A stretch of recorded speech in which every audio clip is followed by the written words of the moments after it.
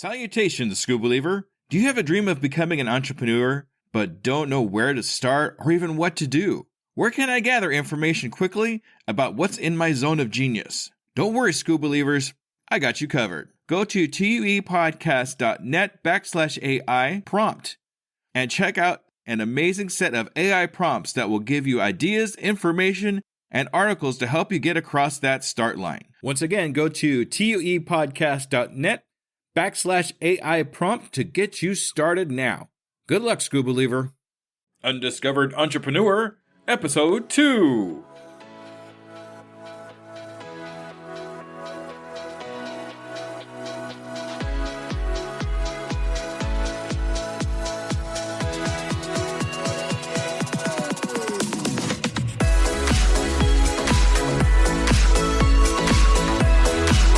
Welcome to the Undiscovered Entrepreneur, the podcast where brand new entrepreneurs come to life and could quite possibly be discovered.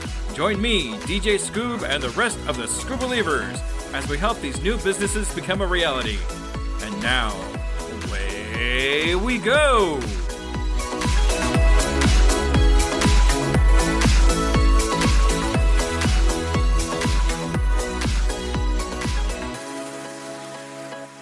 Hello, everybody, and welcome to episode 2 of the Undiscovered Entrepreneur. It's me again, DJ Scoob. And today we're actually talking to a gentleman named Phillip Hughes. Now, Phillip Hughes is a software programmer, and he actually made an amazing program called Elementary Analytics. Now, Elementary Analytics is a program that actually keeps track of all your analytics on all your programs and puts it all in one area, which is really super easy to understand. We'll talk about that a little bit more later on in the program. So Phillip actually lives in the UK, and at the time, he was actually the first person I've talked to in the UK, probably the longest distance I've had, and we'll talk about that a little bit too. That's kind of fun. He also talks about his program graveyard, some programs that he actually put together and didn't quite make it to see the light. So and just so you know, too, he actually has his own podcast called Find Your Side Hustle. And if you want to listen to that, I'm going to go ahead and put a link to his podcast in the show notes. And he also talks about a couple of his favorite books. So, ladies and gentlemen, Phillip Hughes.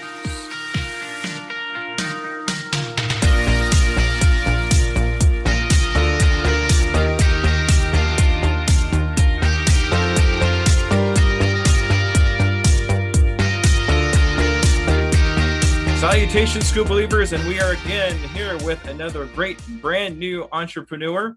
We're here with Phillip. Hey, Phillip. Hi, Jesse. How are you? Great. Thanks for being on my show. Now, I have a really serious question to ask you. Okay. Okay. Are you a School Believer? Of course, I'm a School Believer. Who isn't a School Believer? That's great. We have our next School Believer, ladies and gentlemen. Thank you so much, Phillip.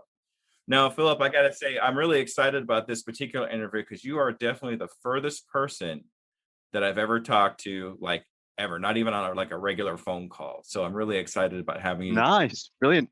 All the way from the UK. So I appreciate you coming on the show. No problem. Thanks for having me on. All right.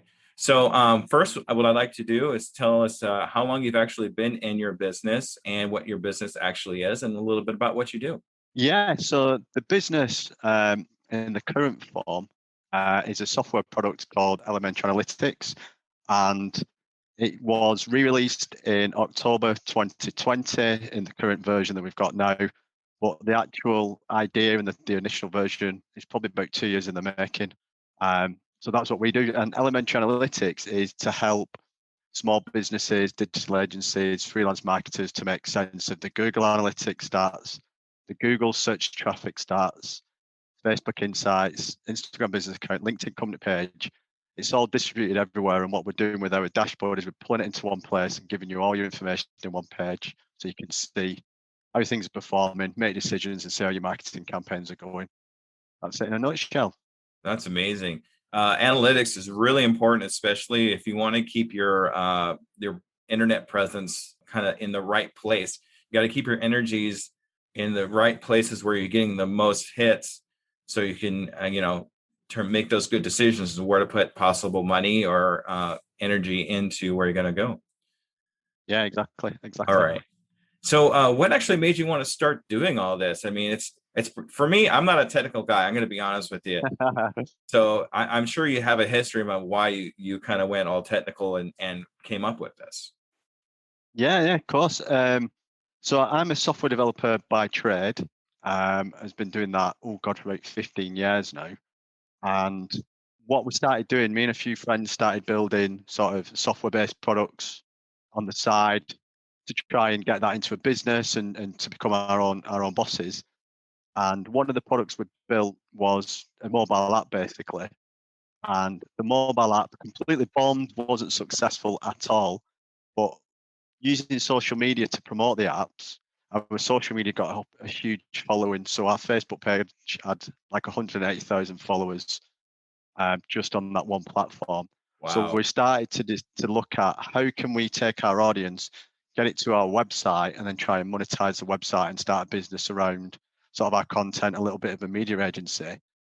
So I'd stopped doing a lot of coding in terms of building the apps and things. So my technical skills then moved over to sort of analysis, looking at our website traffic, looking at Facebook insights, trying to then delve into like Instagram business account information and just see how it all linked together. Just as an example, if you go to your Facebook page and go, give me the insights for this week, Facebook spits out a spreadsheet that's got 68 workbooks on, and then about 20 columns in each workbook with data. And I was like, how are you meant to make sense of all this? So being a developer, I was like, right, can I put something together that'll bring all the stats together and show me like what key information that I want to look at on a daily basis and turn it from this 3, 4, 5, 6 hour job that I'm doing maybe nightly or weekly to take like minutes, and then be able to do it not only for the business account, but for my blog, my portfolio website when I was trying to do freelance work, and just make it repeatable. So that's where Elementary Analytics was born, was just trying to solve my own headache and just save myself hours a week. So, and then it kind of snowballed into showing it to people. Oh yeah, that's cool. I like that. Can I get access to it? And it's just been going on from there. That's amazing. I got to tell you, I'm not very savvy when it comes to my social medias. I'm pretty good with Facebook, but after that, I'm pretty much lost. So I'm still kind of teaching myself a lot of that. But Yeah, definitely. a couple of things I really like here is number one, you found a problem. You found a problem that most people had. Actually, it was even your own problem, and you took it upon yourself to solve that problem, and that is an amazing thing, because a lot of people go, oh well, somebody will, so we'll figure it out, or I'll just blow my way through it. Instead of doing that, you said, if I'm having this problem, there's got to be other people in this world having that same problem, and you took it upon Exactly. yourself to do that, and Exactly. met the needs of not just yourself but everybody else. So I commend you for that. That's really awesome that you Oh, thank have the you. savvy to do that. So I Yeah. know you've been doing this for a little while, but what are some of the problems or pitfalls you've had and that you've encountered in your journey up to this point? Oh, so many. I think one of the things, like we're saying, for me is I've got, I call it a project graveyard. I've got all these software products and ideas and website ideas that just don't see the light of day or they've failed. And I think one of the issues I had, and even with elementary analytics, is putting sort of something up front, a way of testing your idea, seeing if something's going to work before actually building it. So there's been so many times where I've had a thought it's a great idea, and the mobile app startup I was in was a prime example. There was three of us involved, and we all got excited with it, and we thought we were going to be millionaires within 6 months, and nobody started using it. Literally, I think after a couple of years, we got about 5,000 downloads, but the upfront effort to get a mobile app onto the App Store was like 12 months of me building something, and also one of my friends actually getting the content together, putting the content to back end every night. So we had all this data to go with it. So two of us spare time for 12 months for it to fail can be really, really hard to take. So I think one of the things I've learned is just to try and validate your idea and see if it's something that people actually want. So elementary analytics isn't, but there's been other things that I've done on the side. So like any mobile apps I've come up with, I've done a little add-in for Outlook, and I actually went and spoke to people on Reddit to see if it was something they'd used before I even started thinking about building it.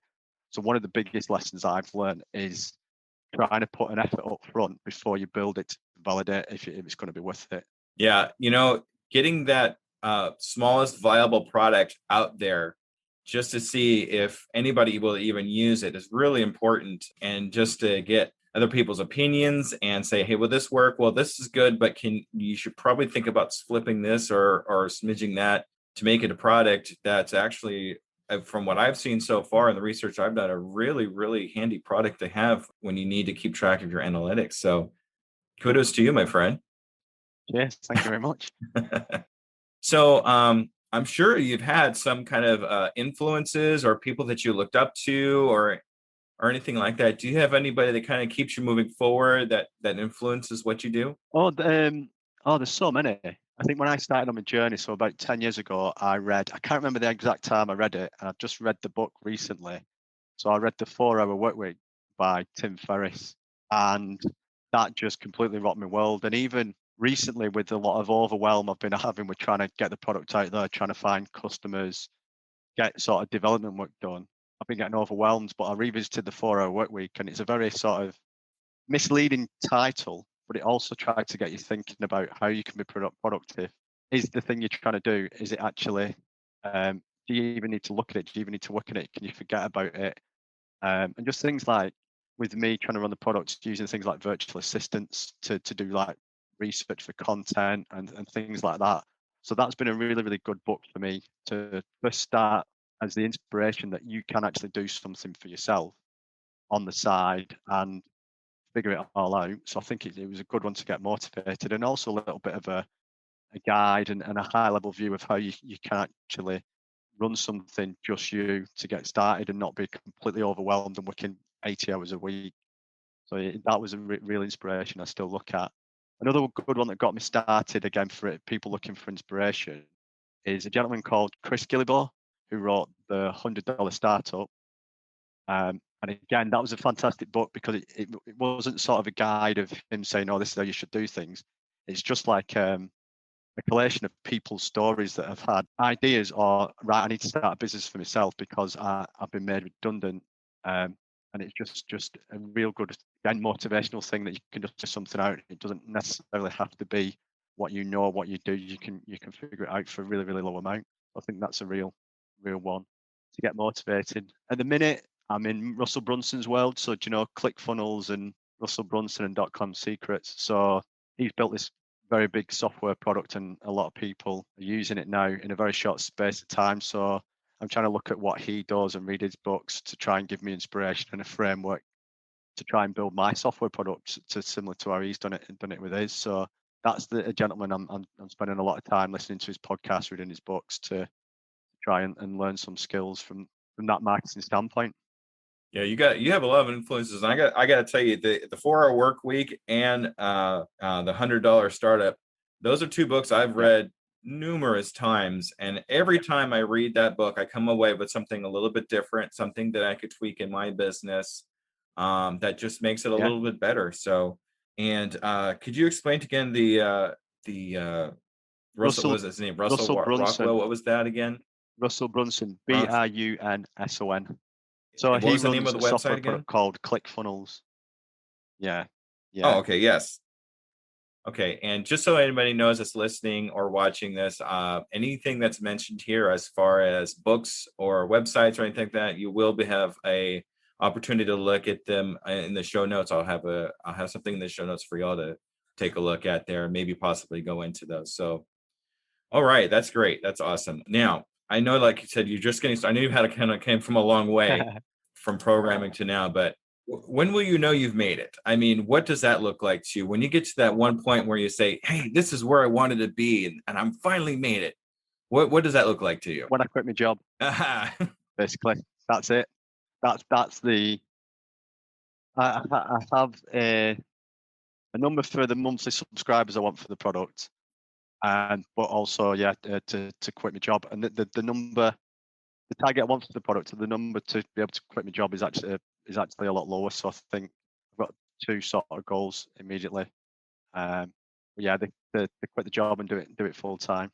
So when you walk into your boss and say, hey, I'm sorry, I can't work for you anymore because I'm making too much money doing this. See you later. That's when you know you've made it, right? Yeah. That's the dream. And like I think the 4 hour work week is, again, going back to that book, is it's about, doing things on your terms. And I think for a while I've been uncomfortable with being basically told what to do. So I want to do what I want when I want, for as much as I want, and stuff.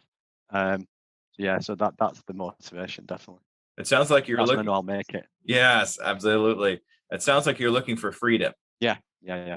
All right. I think all of us entrepreneurs really are looking for that freedom to be able to do what we wanted to do, to be able to take that walk, to be able to spend time with our family and our children and nurture them instead of working 80 hours a week, like you're saying, trading those dollars for time. Just, especially for us, it just doesn't quite work. Some people it's okay, but not for guys like us, right? No, and I think going back to that, I think it came to a head. I worked for a company. I'm trying to think how many years ago. It's so when I first started the mobile app business, I was probably about 6 months, maybe 18. I think it was either 6 or 18 months. I can't remember the time scale. Hmm.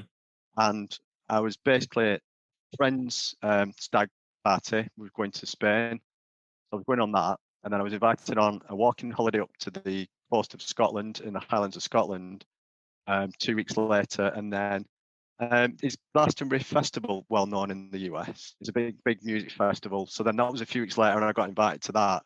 And basically, I went to my boss and said, I want to do a lot of things. He said, no, you can only do one, and we're not going to give you all that time off in a short space of time, even though I had the holidays. And the company I worked for at the time, they had you working long hours by in contracted, basically. And also then not being able to afford all these three things as well. And I was just like, you know what, this is it now. I'm fed up of this. And yeah, that's when I really started pushing to try and figure this sort of entrepreneurship and side hustle lifestyle out, to get time freedom, and try and be a bit more financially secure as well. Yeah, that's amazing. Yeah, that's cool. I sounds like that was kind of the catalyst that put things together for us. I'm tired of this. Let's start putting some energies into something I know is going to be viable for you. All right.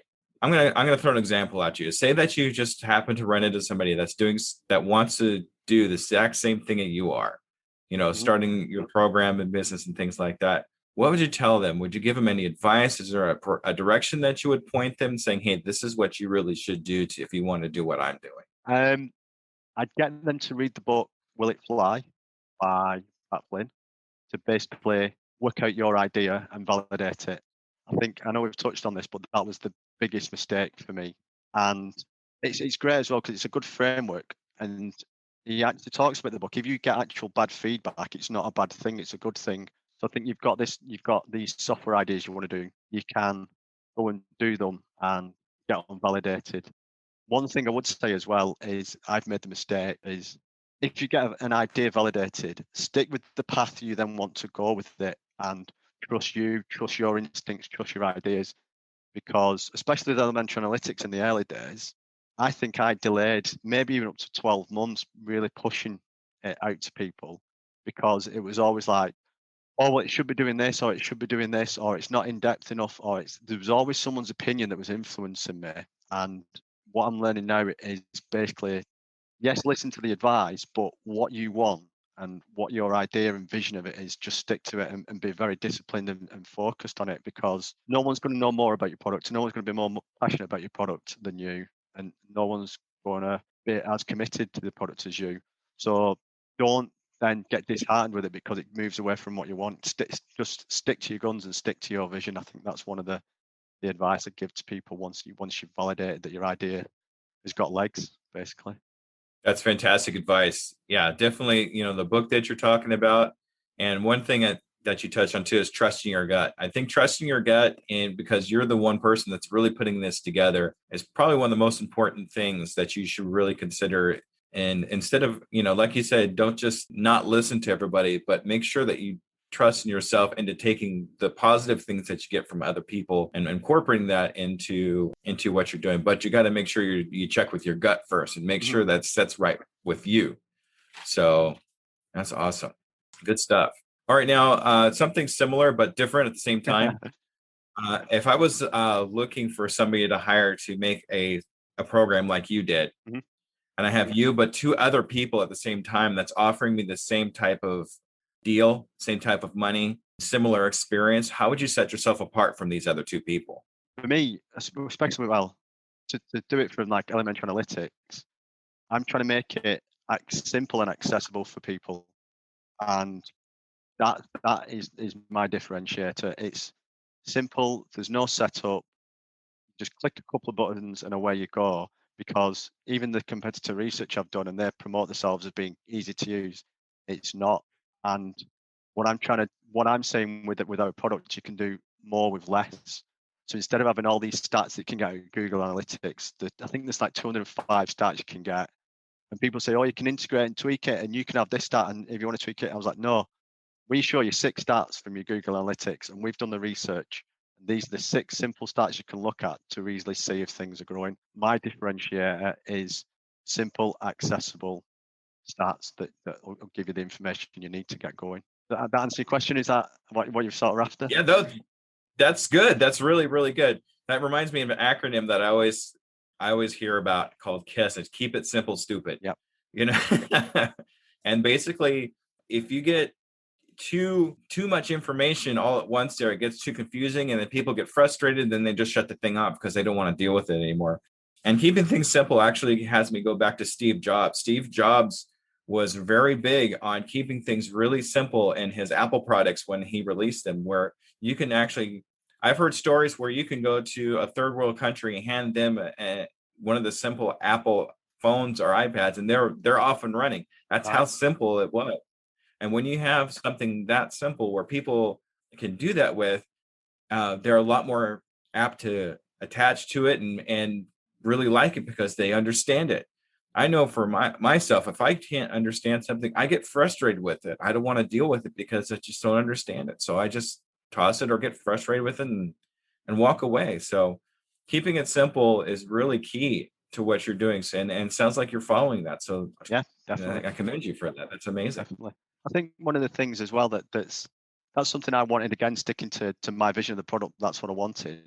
But also chatting with a lot of people who, oh, I don't look at my Google Analytics because it's just too complicated. And I keep hearing that straight away. People set up the website, put Google Analytics on it, and then never look at it because as soon as they go into the dashboard, they're like, oh, I don't know what to do. So there's just a massive market to go, here's the 5 stats you need to look at. Don't worry about it.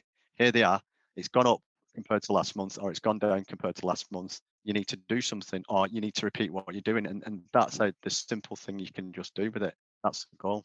Awesome, good stuff. So here's a good question, and I kind of stole this question from another podcast. So sorry, guys. What is the one question you wish I had asked you, but I didn't? One question. Oh God. The one thing would be, if you had the time over again, would you do it the same way? I think that'd be the interesting one. Oh, I like that one. Okay, so I'm gonna officially ask you that question. Mhm. Go for it. No, I wouldn't. So I think it goes back to trusting your gut, trusting what you are having the vision with it. Because I think I've touched on it that I delayed the 12 months, the 6 months of the 12 months, and it was kind of from listening to people's advice, but I think it was also just like imposter syndrome, or you're scared of it being out there. Is one of the features that I wanted in elementary analytics was like this simple one-click reporting, and I was convinced that that was going to be the best bit of the product, but I took too long to do it. People kept saying, "Oh, I'm not sure about that," blah blah blah blah blah, and that just delayed it by, I reckon, about 12 months. Now, if it had just gone and built out that reporting, got it in there, and then got it out to people, because when I finally showed the reporting software to people, that's when they signed up. One girl was like, right, can I register today? That'll be brilliant to serve my clients, and it's going to save me 10 hours a week. For me, that is the one thing that I thought was going to be the key to it. But I didn't act on that feeling or that gut. I kind of tried to justify it by doing research, market research, seeing what competitors doing, seeing what people say. Well, if I'd just done it, got it out there, I'd probably be 12 months further on, or God knows what the product would be like now. So I think, yeah, I think it's that one. Do it differently by just executing. I think I didn't execute enough in the early days with what I wanted from the product. So that's what I do differently. That actually brings to mind a little saying that I always run into, especially in instances like this, is the best time to plant a tree is 20 years ago, but the second best time to plant a tree is today. So don't wait. I said that to myself this morning about doing a blog post. I said that about a blog post. I was just like, yeah, I said that exact same phrase, and it's a brilliant phrase. So I'm glad you brought it up. Yeah, it's brilliant. Brilliant. Awesome. So, ladies and gentlemen, my phrase has been validated. All right. So, yeah, and that's the thing too. And I kind of ran into the same thing too. I have the ideas for being a karaoke DJ and a music DJ for probably a good 2 to 3 years. And this podcast that I'm doing now has been kind of a throw off of that. But I can only imagine where I would be sitting right now if I would have started this whole adventure 2 years ago. How much further I would have been along, how much younger I would have been at that particular time.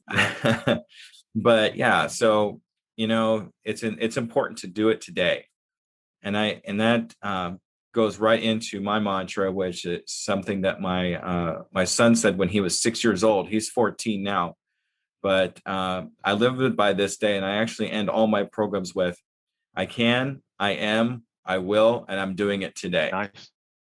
And to have that come out of a 6-year-old really kind of puts things into perspective. And to this day, he lives by it. He's gone through junior high, high school, living by those words, and he's doing really good for himself. So I always accredit him for that. So, all right. So my next question is, are we ready? Yep. What are your goals for the next 6 months? What I do is in 6 months, I'm going to contact you again and see if you've reached these goals. So Phillip, what are your goals for the next 6 months? Oh, that's a tough one. I think. Yeah, I think the first goal you can hold me to is that I've quit my job. That's the first one. But I think what I'm looking to get is I want to get to the 100 paying customer mark. I'm still quite early in the journey with it, but that's what I really want to do. Is I think that milestone to getting the first 100 would be huge, and yeah, something that that's what I've got written down. I think on the whiteboard next to my desk, it's 10 signups a week. So I think that is the weekly goal, and that's the first real big milestone I want to get to. Awesome. Now, what would that mean to you if you're actually able to get 100 people to sign up? What does that actually mean for you? Oh God, I think it's interesting. That is the biggest excitement is when you get that email alert to say you've got your first paying customer for your software product. And I don't know whether I'll be able to beat that feeling. I think it's just an unbelievable feeling. But I think the sort of validation of all the effort you've put in to get 100 people are like, yeah, I'll pay for you that month on month because I'm seeing the benefit from it. It'll just mean so much. And I think, for example, the first software product I worked on as a side hustle, I started in 2011. So you're talking nearly a decade's worth of effort. So to be able to take all that 10 years worth of effort, learnings, and start executing on it and getting customers, it would just be a massive reward, and just a massive pat on the back for just the sticking to it, learning, trying, and trying to get somewhere to have this vision of the freedom that I want and working towards. Yeah. Phillip, I'm going to be honest with you. That was kind of a trick question. And the reason being is I'm actually glad you answered the way you did, because the answer I was actually expecting was actually a number. I was expecting, yeah, that means I'll be making this much money. But you didn't answer that way. You said, that means I have accomplished something for myself. This is my authentic self. This is saying it would make me feel good just to be able to help these people and, have them succeed. It would make me feel good to have them succeed. That's what I took out of it. So you definitely answered that a lot differently than I was expected, but definitely a lot more positive than I was expected. So I hope comes across to anybody else that listens to this and sees that Phillip is actually really a true guy at heart and is not looking for that dollar sign. The dollar sign actually is a nice afterthought, but really the thought of actually helping somebody first. That's amazing, Phillip. I really commend you for that. That's really good. Oh, thank you. All right. So, Phillip, we're getting close to the end here. So what I'm going to do is Okay. I'm going to let you kind of go off here. This is your time to shine, Phillip. Tell us about your business, and this is your time to advertise yourself. Okay, ready, set, go. Okay. So thanks for the opportunity. So yeah, so if you're struggling with Google Analytics, trying to make sense of how things are working in your business. So you've got a small business, and it could be an example. I had a friend who's got a jewelry business in the pandemic. Obviously, they had to shut the jewelry store, and they didn't even have a website. So he went to everything online, and he come to me and was like, "I don't know what to do. I don't know how to look at all these stats." We got him on the tool. He started looking into things, and just one day, we were looking at his Facebook stats and how it impacted his website traffic.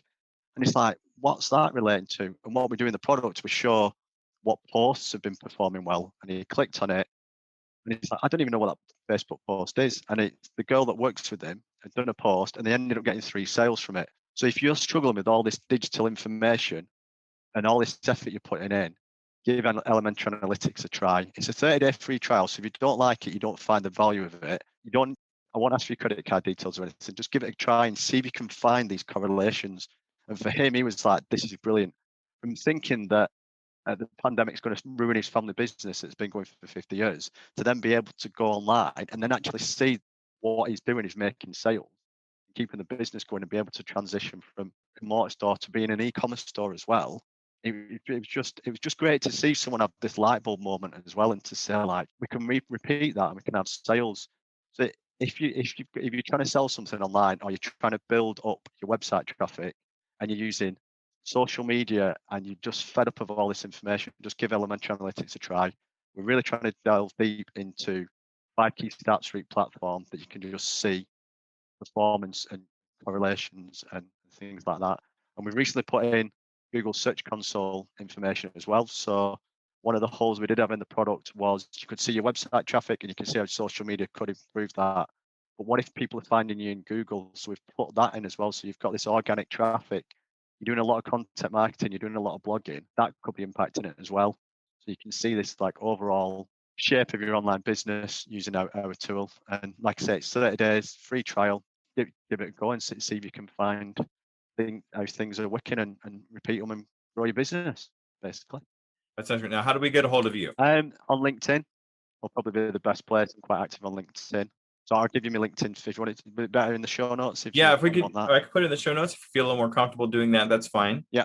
But if you want to go to the product, elementaryanalytics.com, and like I say, 30-day free trial, we won't ask for your credit card details. You can use, it's not metered as well, so you can use the product, everything in the product for as long as you need in them 30 days. All right, a 30-day free trial, ladies and gentlemen, just to make sure that you really like the thing. So I appreciate that, Phillip. Now, not too many people actually do that anymore because they're afraid that they're going to like steal it or just use it for one thing and then throw it away. So it doesn't sound like this program's like that at all. So no, and I think is it mimicking the greatest form of flattery? So if people are stealing it, then I must be onto something. So you're definitely onto something. I can tell you that, Phillip. If you're a business that is less than a year old, please contact me. I'm still looking for interviewees. Give me a message if you want to get a hold of me for anything. Phil, thanks again for coming out. I really appreciate you and appreciate what you're doing. All right, Scuba Believers. Oh, thank you. Pleasure. All right, Scuba Believers. Thank you. Have a good night.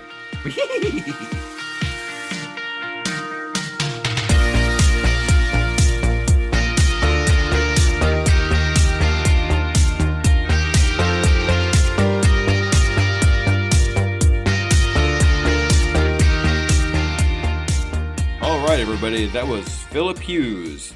Man, I really got to tell you, that was a lot of fun to do an interview with him. He was a great guy. He really kind of inspired me a little bit when he started talking about how he really is not interested in the money, more of along the line of helping people. And I think as entrepreneurs, that's what we really kind of do, is we're more interested in helping people and making a difference and helping people out with what they're doing. And like I said, the money just kind of becomes a side product, something that people do just to thank us for helping them. So yeah, that's good stuff. Another thing he kind of mentioned is executing early, getting that smallest viable product out there just to see if it's really even going to work, if people actually even are interested in what you're doing before you spend a lot of time and extra money into producing it fully. So always keep that in mind when you're looking to put something out there in the real world. Another thing he mentions that I'm really big on is trusting your gut. Just kind of having that feeling that it's really going to work, or if you should really go this way or that way with it, and just kind of checking yourself and seeing if it's really something you want to do or if it's even really a good idea. So whenever you're not sure about something, kind of sit down with yourself, maybe write it down, and just kind of check your gut. See what it says, see what your heart says, see what your head says, and see if it actually makes sense. And even though he didn't really go into great detail about it, the books he was talking about, The 4-Hour Work Week from Tim Ferriss, The $100 Startup from Chris Gillibrand, or even the book Will It Fly from Pat Flynn, which is actually one of my favorite books I've read several times. All great information in all those books. And I'll actually have those books in my online store that I have, along with a few other great bits of entrepreneurial tools that you could take a look at in my online store on my website, uepodcast.net. And a little something on a personal note here. Since I've been using Twitter, and I'm going to be honest with you, I've only been using Twitter for probably about 2 months altogether. I was been kind of afraid to use Twitter because I wasn't sure how it would work, but after watching a couple tutorials and kind of tinkering around with it there, I figured it out, I hope. I've actually talked to some pretty amazing people. I've talked to Pat Flynn, and that's been amazing because he's definitely a hero of mine. Also, I've been talking to a gentleman named Chris Brogan. Now, Chris Brogan, if you don't know who he is, you need to figure it out because he's a very famous author, podcaster, and entrepreneur. And he made a little proposal to me, and I'm going to be working on this. So if you want to follow me while I'm trying to put this together, he wanted me to put together a 300-person speaking engagement for him.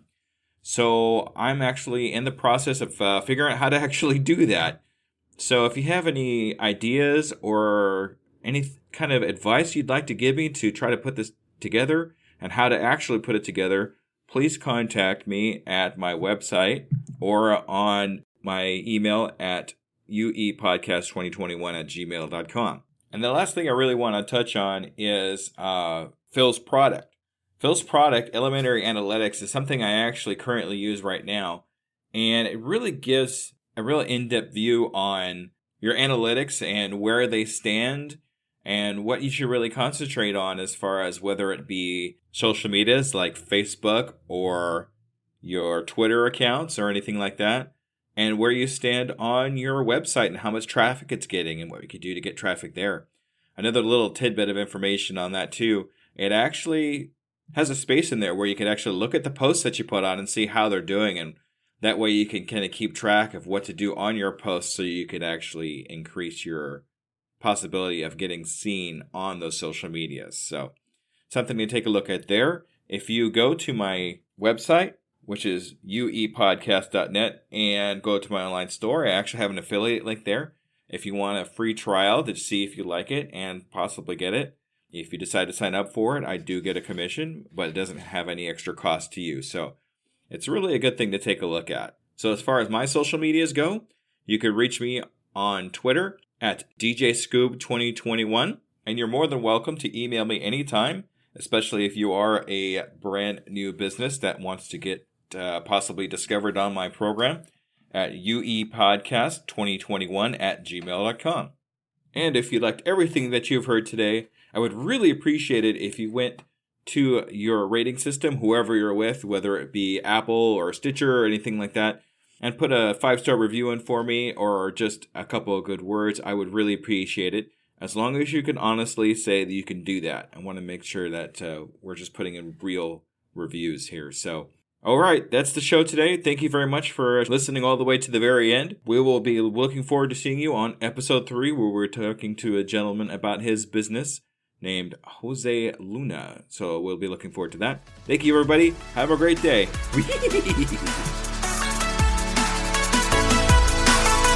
Hello there, DJ Scoob here.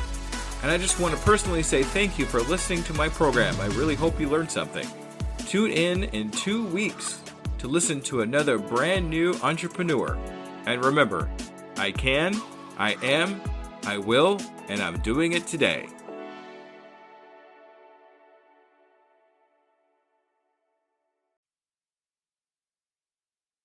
As a worker of 2 full-time jobs, running a podcast and coaching, every minute counts in my day-to-day. It's hard to be consistent in any of my social medias. And at this point, I cannot hire a social media manager. Pinnacle AI to the rescue! I've been using Pinnacle AI for a couple of weeks now and seeing big improvements in my outreach and consistency in all my social medias. Do you want to save time and increase your productivity too? Go to tuepodcast.net/AI for more information. Save yourself time and grow your brand. Try it now and see what it can do for you.